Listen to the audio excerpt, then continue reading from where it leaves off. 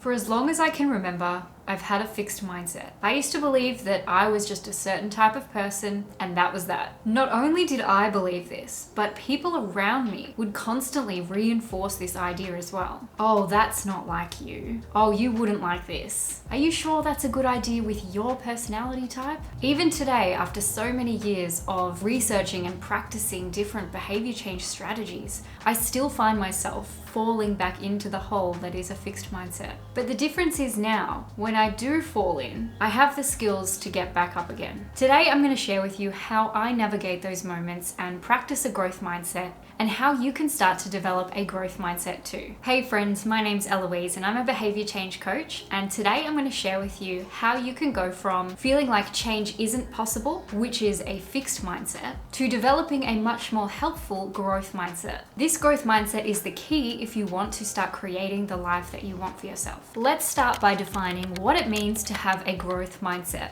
A growth mindset is essentially the belief that you or others around you are capable of change. It's acknowledging that the way you are right now isn't necessarily the way that you will always be. People with a growth mindset see value in building and developing new skills. They seek to learn new things regularly, and they understand that they can improve different areas of their life by building the right skills. If you want to achieve lasting success with any goal that you set yourself in life, then having a growth mindset is crucial. A growth mindset also involves appreciating the journey towards achieving a goal, rather than only focusing on the outcome. Growth-minded people reward and celebrate effort, not only results. And a growth mindset is also a crucial part of being happy. The more that we feel like we're progressing in some way in our lives, the happier we're going to feel. When we don't feel like we're progressing, we tend to feel unfulfilled and like we're stuck in a rut. So now, what is the opposite of a growth mindset?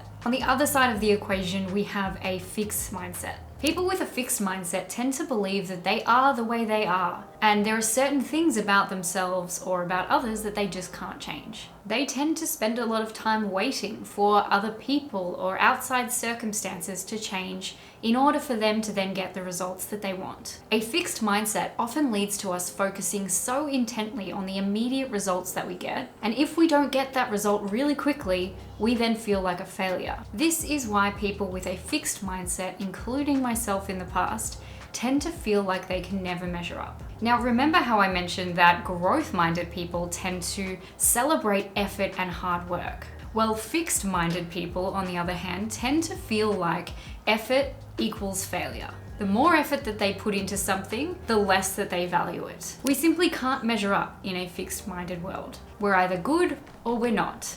And there's just no potential for growth in our minds when we're stuck in a fixed mindset. So where do these mindsets come from? Why do some people have a growth mindset and other people have a fixed mindset? Something that stood out to me in the book called Mindset by Carol Dweck is the idea that we tend to develop either a growth mindset or a fixed mindset in childhood. Children who are praised only for results or outcomes tend to develop that fixed mindset. On the other hand, children who are praised for their efforts and their hard work will often go on to develop more of a growth mindset. The good news for those of us who were brought up with a more of a fixed mindset is that it is possible to change and start to develop a growth mindset for yourself. How to develop a growth mindset? The first thing we want to do is flip our thinking from I can't to not yet. Simply reframing our thoughts like this can start to have an immediate effect. When we get stuck thinking that we can't do something because we're not smart enough or we're not talented enough, that's us stuck in a fixed mindset. Simply adding the word yet onto the end of a sentence can completely change the way that we see the situation and therefore influence the next actions that we take. For example, we could reframe the thought, I don't have the right skills, to I don't have the right skills yet.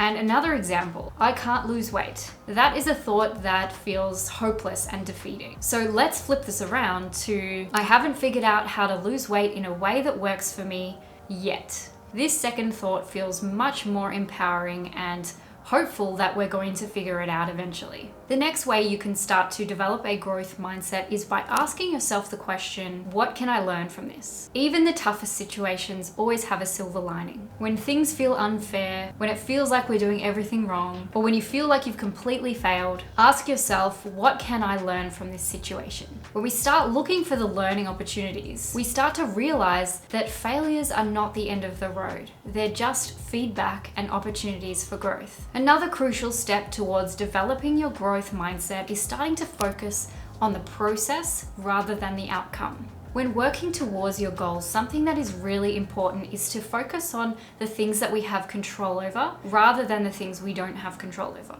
We often don't have much control over the exact outcome that we get. For example, we don't have control over the number on the scale, or the number in our bank account, or the number of hours of deep sleep that we get per night. But we do have complete control over our own daily actions and the things that we choose to prioritize in our lives. We can't control the number on the scale, but we can control what we choose to put in our mouths and how much exercise we choose to do. We can't control the exact number in our bank account, but we can control what we choose to spend our money on and also how much effort we put in at work. We can't control the hours of deep sleep that we get, but we can control what time we choose to go to bed and the routine that we go through before bed that will give us the best chance at possibly getting a good night's sleep.